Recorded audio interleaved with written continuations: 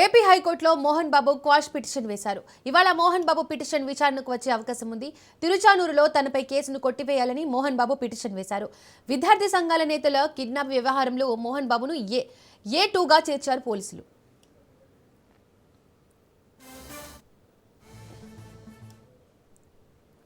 దీనికి సంబంధించి మరింత సమాచారాన్ని మా ప్రతినిధి నారాయణ రెడ్డి అందిస్తారు. నారాయణ రెడ్డి. విలక్షణ నటుడు టాలీవుడ్ హీరో పద్మశ్రీ మోహన్ బాబుని తరచూ వివాదాలు వెంటాడుతున్నాయి. గత కొద్ది రోజుల క్రితం కుటుంబ కలహాలు ఆయన్ని వెంటాడాయి. ఆ తర్వాత ఓ జర్నలిస్ట్ పై దాడి.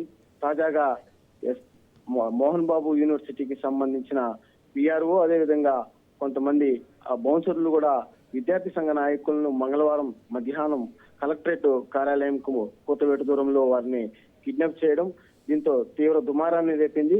అయితే ఏదైతే విద్యార్థి సంఘ నాయకులు ఉన్నారో ఆలీ అక్బర్ అదేవిధంగా వినోద్ కుమార్లను 13 మంది బౌన్సర్లు అంటే ఆ యూనివర్సిటీకి సంబంధించిన సతీష్ అనే పిఆర్ఓతో పాటు 13 మంది బౌన్సర్లు అదేవిధంగా యూనివర్సిటీ ఛాన్సలర్ ప్రో ఛాన్సలర్ ఎవరైతే ఉన్నారో మోహన్ బాబు అదేవిధంగా విష్ణు పైన కూడా కేసులు నమోదైన తిరుచానూరు పోలీస్ స్టేషన్ పరిధిలో.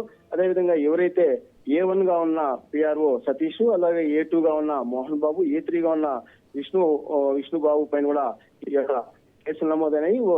కిడ్నాప్ కేసు అదేవిధంగా హత్యాత్మక కేసుల కింద కూడా వాళ్ళపైన కేసులు నమోదు చేసినట్టు తెలుస్తుంది. దీనిపైన కూడా ఇప్పటికే పోలీసులు కూడా వారికి నోటీసులు జారీ చేసే పరిస్థితి ఉంది. అయితే ఈ క్రమంలోనే మోహన్ బాబు A2 గా ఉన్న మోహన్ బాబు తిరుచానూరు పోలీస్ స్టేషన్ లో తనపై ఉన్న కేసును కొట్టివేయాలని చెప్పి కూడా హైకోర్టులో కూడా క్యాష్ పిటిషన్ కూడా దాఖలు చేసినట్టు తెలుస్తుంది. అది ఈ రోజు కూడా విచారణకు వచ్చే అవకాశం ఉన్నట్టు కూడా తెలుస్తుంది. పూర్తిగా యొక్క విద్యార్థి సంఘ నాయకులను ఎవరైతే కిడ్నాప్ చేస్తారో వారిపైన కూడా చట్టపరమైన చర్యలు తీసుకునే విధంగా కూడా పోలీసులు అడుగులు వేస్తున్నట్టు తెలుస్తుంది. ఈ క్రమంలో ఈ రోజు ఆయనకి అంటే యూనివర్సిటీలో ఉన్న వారికి ఈ యొక్క పిటిషన్ కూడా అంటే దానికి సంబంధించిన నోటీసు కూడా ఇచ్చే అవకాశం కూడా కనిపిస్తున్నట్టు తెలుస్తుంది.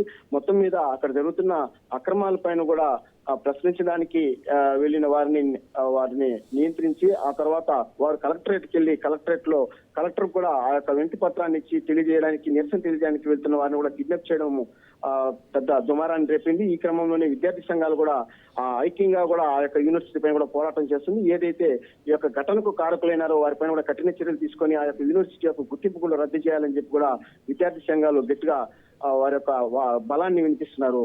Deepika. Right Narayana Reddy, thank you.